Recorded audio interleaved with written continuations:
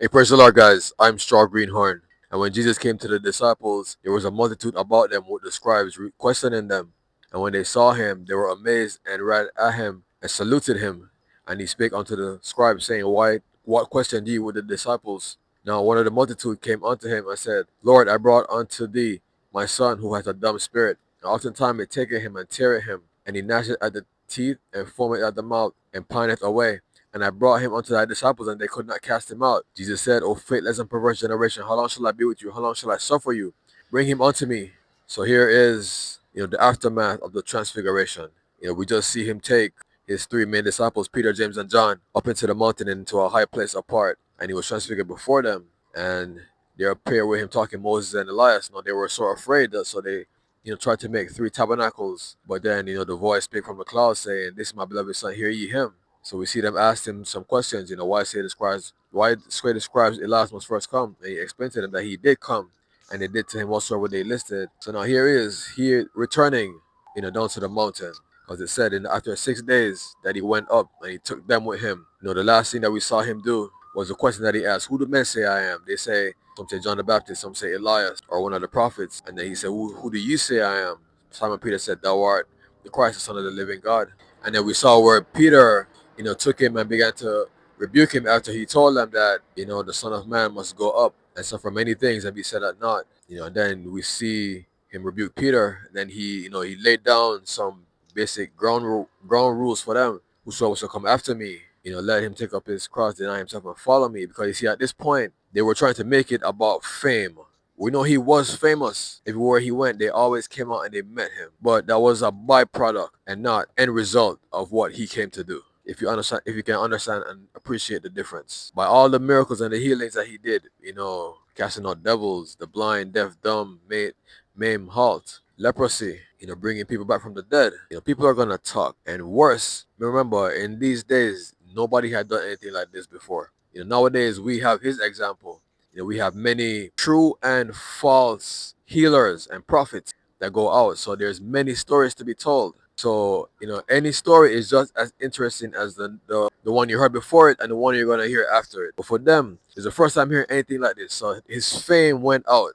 But then now they were trying to ride that wave of fame. They're trying to make it be about being famous, being talked about, being known. And, following a course like this, it can really take you off path. And when you get off path, we know he said to, I believe it was Sardis, thou hast lost thy first love. Other first you get off path, then wrong things start to enter in. Pride sets in. You're doing things for the wrong reason. You having the wrong heart. Before he healed everyone, he always said, he'd always said that, and he had compassion on them. If you notice, people with fame, not all of them, but too much. We don't really see compassion. It's like fame.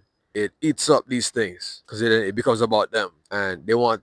It becomes so much about them that they gotta have it their way, exactly this way that I say. You can't go out of the lines, not even by a little bit. And if you do, I'm gonna be real upset. And if you look at a lot of these famous people, they spend their time being upset because they feel that you are misunderstanding them. They become so preferred that, and it becomes so much about them that they have so many hoops for you to jump through. And if you don't go through all of them, then they get upset. And this is what he was in danger of falling into. So he set them straight.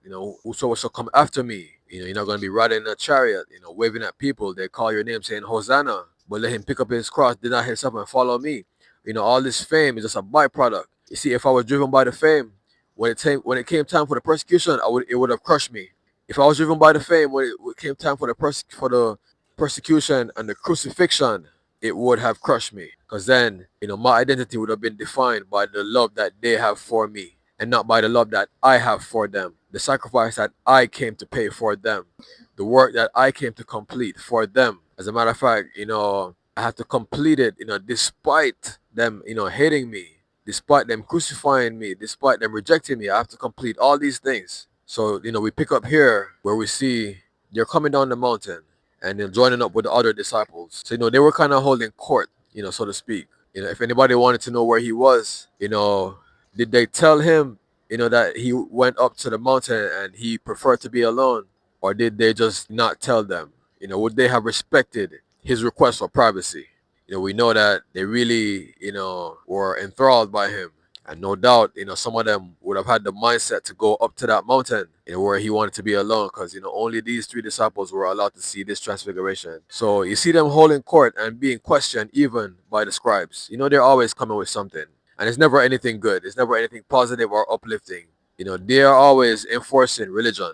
That's what they are. They're enforcers of religion, these scribes. Because, if you look at their job, what is their job? Their job is to look at all the statutes and the laws, all these things given by Moses usually. And even, but not so much, I would say, the prophecies of the prophets, the Samuels, the Elijahs, the Jeremiahs, the Nehemiahs, the Ezekiels, these guys. They were more about the thou shalt and the thou shalt not. So, spending all your days and weeks, day in, day out, combing through these scriptures. What kind of mindset do you develop? You learn to see the world as these statutes. And then when you think as these statutes, you become, they always say that you become what you think about. But, what cannot be written is the compassion that God intended in these scriptures. That cannot be written. That cannot be, because when he said, do not desire thy neighbor's wife. You see it as just a statute because, it's adultery and it ought not to be done. And if you do it, you're going to get stoned.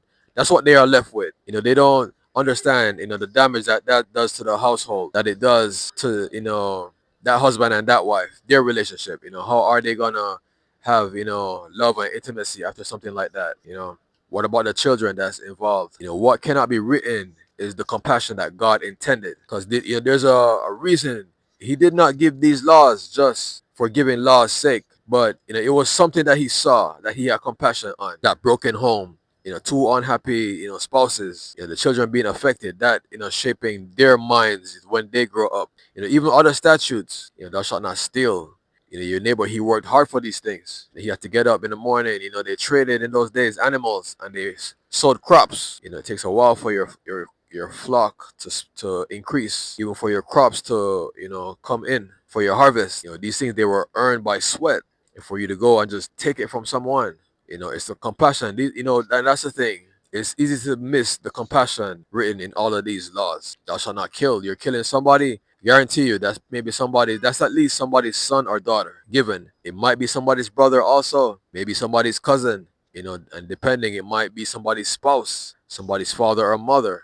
You see how many people you kill that one person, you see how many people that affects. It's not easy to see the compassion. Is these laws were written for compassion, but you're combing through all these rules and laws. You're combing through rules and laws and numbers, black and white. These laws are written in black and white, but compassion is in color. You're not sorting through the color, you're sorting through the black and white. And that's giving you a certain heart, it's giving you a certain mind. So we see them come down to the mountain and them, speaking with the scribes, the rest of the disciples. I guarantee you they weren't, saying anything positive. Their mindset was just to look and see what was being broken and then enforce that. This doesn't really give you a heart abundance and giving. Jesus' heart, when he was with the multitude, he fed them, the 5,000 and the 4,000. So you see how Jesus, he always answered them. I can imagine that whatever answers they had to give, it wasn't on his level, because anything he would ask the disciples, they would always, most of the, get it wrong. The one thing they got right was, thou art the Christ, the Son of the living God. And then they asked that one question, why say the scribes Elias must come first? And they even got that wrong, but at least they were thinking. They were saying, well, according to what is written, what can we expect to see? And we don't really see that, like I said, throughout these Old Testament people. Even when Jesus came, and so the multitude, when they saw him, they ran and saluted him. Jesus, he even tried to get them to spill what they were, arguing about. Because I guarantee you, and that's why he did it, because they would have given the wrong answer. So no, these scribes, they're already looking for reasons to lie on him. They're already looking for reasons to accuse him. So imagine the disciples giving a wrong answer. Now they run and start spreading this. So Jesus, he was only the only one who knew really how to answer them. Then after that we see, this guy coming, bringing his son, saying that he had a dumb spirit, that it manifests in such violent ways. He take it, tear at him, he foameth and gnasheth at the teeth. That sounds like epilepsy. It could be a demonic possession. In those days, I said it last time that, medical diagnoses were not really, so solid as it is today. Any, mental things you had, they would just call you lunatic. They didn't really say, bipolar, schizophrenia, schizoid, all these other, modern, and that's just for the mental health. This woman had an issue of blood. If you look at medicine, there's so many things that can cause it. Was she, hemophilic, or one of these other, more specific terms they could have used? So we see the disciples failing to cast this out. Question I bring out: He just sent them out two by two, right? And they just came back after John the Baptist was beheaded. So now hear this, and it's all of them together, right? Well, 9 of them, and they brought this unto him, and they could not cast it out. How was it when they were sent out two by two? He did give them power over, sickness and diseases, and to cast out devils. But when they came back, did he take that power from them? Is that what we're seeing manifesting? Did he take that from them? Was it at their disposal while they were sent out? But then when they came back, it kind of like, turned off. Because, the Bible, it doesn't comment on him doing anything. Because when they come back, after they leave, we see, it cut to John the Baptist being beheaded. Then they come back. And then, Jesus, he regroups with them. He doesn't really comment on what he did while they were away. So if they were unable to heal, and it was 9 of them, if Judas was still there, or at least 8 if he was missing, we see Jesus get real frustrated with them here, and he's starting to vocalize it. Oh, faithless and perverse generation, perverse. And he's not talking to the multitude; he's talking to the disciples. We just saw where he broke down something to them. The whole is not what goeth into the man, but what cometh out of him that defiles the man. After he got done arguing with it was the scribes and the Pharisees and the, yeah, from Jerusalem. Then he called the whole multitude to him, and then he explained it to them that these things that, nothing from without, but only things that come, from within. But then when they got home, the disciples came unto him again, asking for further clarification, and we saw him get, real frustrated with them there, because he actually had to explain this twice. So now they're missing this one, and he's getting, he's not, he's expecting something. If you understand the parable of the talents, one was given 1, one was given 3, one was given 5. He was expecting something. He came back. That one he dug in the earth and hid the large talent. He cast him into utter darkness, weeping, wailing, and gnashing of teeth. That wicked and slothful servant, he called them. So he's expecting something. He's been feeding them. They've been walking with him. How long? How many journeys? How many walking on waters? How many feeding multitudes? How many touching the hem of his garment? After the woman with the issue of blood touched it, then the next city that he went to, they just laid everybody in the streets, and everybody touched the hem of his garment, and they were all healed. It's not just her that this was done for. All the teachings, all the wisdom, he would often teach them from a ship, on the shore, while they sat on land or stood. So they're not retaining, and they're not learning. All right, so let's get into the scriptures. It starts out saying, and when he came to the disciples, there was a multitude about them, with the scribes questioning with them. So coming down from the mountain of being transfigured, it doesn't say how long they were up there. Were they up there days, hours, or minutes? Or it doesn't say. How long did it take to walk up to this mountain to where they went and to come back down? But when they came down to link up back with the rest of the disciples, which is really what it was saying here, that the multitude, they were there, faithfully, steadfastly waiting. I imagine a lot of people would have some things that needed healing, needed touching. This guy with his son, they weren't going anywhere. So he saw a multitude with the disciples. So this would let us know that they were ministering. They were answering questions with the scribes. They were trying to cast this, thing out of this man's son. So they were holding court. They were trying to occupy. He said, he said, occupy till I come, right? When he left to return to heaven. So here they are occupying, most likely giving wrong answers, because if they can't answer the question that he's asking them, and he's, doing these things to guide them into more understanding. What about when the scribes and Pharisees come with a malicious heart, intending to deceive? With a malicious heart, intending to deceive, intending to get, wrong words out of them, saying things that are not even true, seeing if they are going to catch these things that are not even true and try to, rationalize or explain these non-true things, giving them even more reason to accuse them. Because, when they open their mouth and they start talking, they can come at you with anything. They came asking for a sign. Jesus said, no sign shall be given you. In their reasoning and understanding, they would probably have tried to do a special miracle just for them. They wouldn't have the foresight to see that this is not a question that we answer. So I imagine that these scribes and Pharisees, they were having their way with them. What was really going on here? Because they could not heal this man's son, and now here they are asking them questions. So Jesus returns to see this happening. So that's why I asked the question, did they tell them where they went? That they went up into the mountain and he said not to come. Because I mean, if they knew, I doubt they would have listened, right? But then, does Jesus not have the power command, without even speaking to them directly, that they not come up that mountain. I think he does. It is my will that they do not come up here, and they cannot come. So the scribes question with them. And the next one it says, and straightway when they saw him, they were amazed and ran to him, saluting him. So as soon as they saw him coming down, I imagine there was cheering. The disciples, they were probably a bit relieved, like, all right, let him come and take control, and we can just sit around and watch. So they ran to him. Straightway they were amazed. Some of them seeing him for the first time. Some of them returning, saying, "Yeah, see, I told you he healed me." Some of them, just coming for the word. Some of them coming just to see if it's true or not. Some of them coming, you're gonna always have haters, especially when you're famous and people look up to you and you have this kind of attention. You always have haters. So how many haters, were in that crowd? And that's why, when the Jairus, the ruler of the synagogue, he didn't allow, Jesus didn't allow anyone to follow him. And even when he got there, he put those out that were there. I don't need you praying against what I'm doing while I'm trying to, help these people. And there's a scripture that says, and I'll paraphrase it. I don't remember exactly how it goes, but it basically says that the Lord hates the sacrifice of the wicked, even much more when they bring it with a wicked heart, the wicked, intentions on their mind. So when they saw him, they ran to him, saluted him. We know everything's gonna be all right. I'm pretty sure some people were frustrated. This man at least, he was frustrated. Who said that he was the only one? I mean, is the Bible gonna list all of them?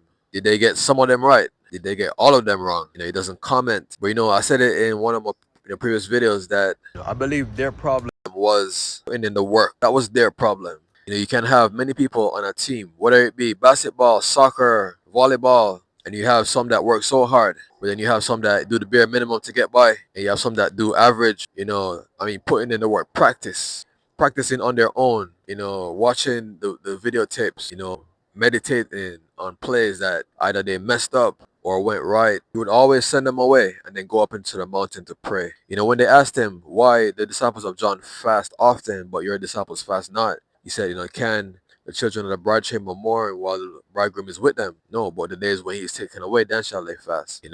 Having all these problems with them, maybe they should have been fasting. Maybe they should have been praying, because that's where his real anointing come from. Remember, it's a cross that gives him, all power. He arose with all power in his hands after suffering all these things. It's suffering, it's fasting, it's denying the flesh, these things. He even admitted it to them.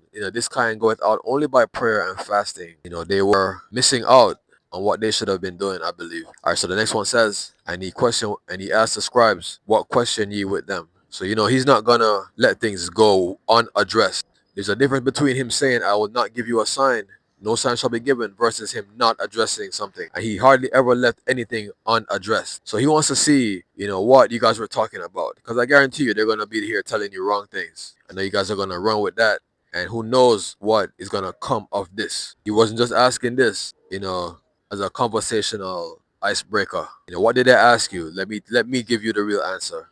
So, is pay attention, because it was so careful to mention this. And he asked the scribes, what did you ask them? Many things he told them, tell no man. When Peter said, thou art the Christ, the Son of the living God, he said, blessed art thou. And he said, tell no man. See, thou tell no man. What were they telling you? Did they tell you any of the things I told you? I told them not to tell no man. They could have skipped over this line, but they were so careful to say it. And he asked the scribes, what did you question with them? We know they have never good intentions, ever. And the more he does, the more jealous they get, the more they try to sabotage him. Where they're down there bullying them. Like I say. All right, so the next one says, and then came unto him one of the multitude, and said, Master, I brought unto thee my son, who hath a dumb spirit. So somebody out of the multitude, they just came step forward and spoke. Now I imagine that they're there thronging him. They're always thronging him. And there's a great multitude there also. How did this guy gain attention? What was it about his body language, his voice, his urgency? Was the little boy with him? Jesus loved the little children. I guarantee you, whenever he saw that, he's gonna turn and face him and give him his attention. I always say, pay attention, because the people who got singled out, because I'm sure whatever you're coming unto God with, remember, everybody, he is omnipresent, he is everywhere. Everybody is praying unto him at the same time. Why did these people get this, private time in front of everybody else? Everybody else standing around, but they had his attention. Pay attention to things like that. So one of the multitude, he just told the Syrophoenician woman, "It is not meet to take the children's bread cast to little dogs." Was this guy of Israel? She was, a Greek. He stepped forth and immediately he got attention. The urgency on his body language, the frustration. So he said he has a dumb spirit. So the next scripture it says, "And oftentimes it taketh him and teareth him, and he foameth at the mouth and gnasheth at the teeth, and pineth away. And I brought him unto thy disciples, and they could not cast it out." So him describing these things, it taketh him and teareth him, foaming at the mouth, gnashing at the teeth, pineth away. Epilepsy or seizures, that could have simply been what he had. All right, so then question. Just a general question. If, when casting something out, you were to get it wrong like this, for, him saying it's a spirit, while it's just epilepsy, was that a part of the reason, praying against something that's not there? Can you just command it, be thou healed? Because, if he came with all this description, I haven't gotten down there yet to see whether it's right or wrong what Jesus did. But, before getting there, he's saying that it's a spirit. I'm saying it could be epilepsy. In seizures, they often, in the old days, I think they used to put something on the teeth so that they wouldn't bite the tongue. That could describe the gnashing at the teeth, the foaming at the mouth. Yeah, he teareth him. If you've ever seen somebody having, seizures, you would say that they're being pretty tormented. But it's just all the muscles, contracting at the same time. Because what seizures is usually misfiring of the brain, right? So then it sends all these signals. And muscles, they have one job, is to contract. All these fancy moves that we can do, muscles, they only contract. They do not extend. So when you straighten your hand, that's the triceps contracting to straighten. The biceps relax. The biceps do not straighten your hand. Now when you flex your hand, the biceps contract. The triceps relax. You understand? So the body getting all these signals is that's why they get so stiff and even arch their backs sometimes. So pineth away, taketh him and teareth him. And like I said, remember they didn't have good diagnoses in those days. Maybe they did have this diagnosis of seizures, but the great detailed specifics that we have now, they did not. And I brought him to thy disciples and they could not cast it out. Like I said, he just sent them out two by two, and he did give them power over unclean spirits and to cast out, and to heal all manner of sickness and diseases. So if this was epilepsy, that's a disease. If this was a spirit, then he gave them authority over both these things. Did he take that authority from them when they came back? That's the question. I don't know. Because here they are, they should be able to handle this. When they went out, it does not describe anything that happened. They run into any roadblocks like this. So the last one, it says, "O faithless and perverse generation, how long shall I be with you? How long shall I suffer you? Bring him unto me, faithless, without faith." But you know what I've learned in my walk? I wonder if there is such a thing as faith by itself. It says faith without works, right? You're telling me you're going to get something just because you believe it, and not because you have a good relationship with God, where you're always talking with him. You're always fasting and praying. You're always doing things that please him, helping those less fortunate, standing up for others that are being mistreated when you have the power to do so. You're going to get something just because you believe. You walk around regular every day, and then you just strongly believe. I would question if there's such a thing as faith by itself. Because what I would say is faith with your walk, in all these things I just described. A lot of people will say you didn't get it because you didn't believe. I say you didn't get it because you're not walking right. But the difference with Jesus here, when he came, he just healed everyone. This was like a free for all with Jesus around. But now that he's gone and he was taken back, all right, now we gotta get it right, if we want to be received. So he called them faithless and perverse. So it's not only having no faith, but being perverse now. You guys are starting to cross over on the other side. Because, what does it say when the evil spirit is gone out of a man? Going through dry places seeking rest and find it none. If faith is gone out of a man, I'm not talking about any spirits right now. If faith is gone out of a man, then what comes in, seeking rest, finding none. If fasting is gone out of a man, if serving and helping is gone out of a man, what comes in his heart? I am Straw Greenhorn.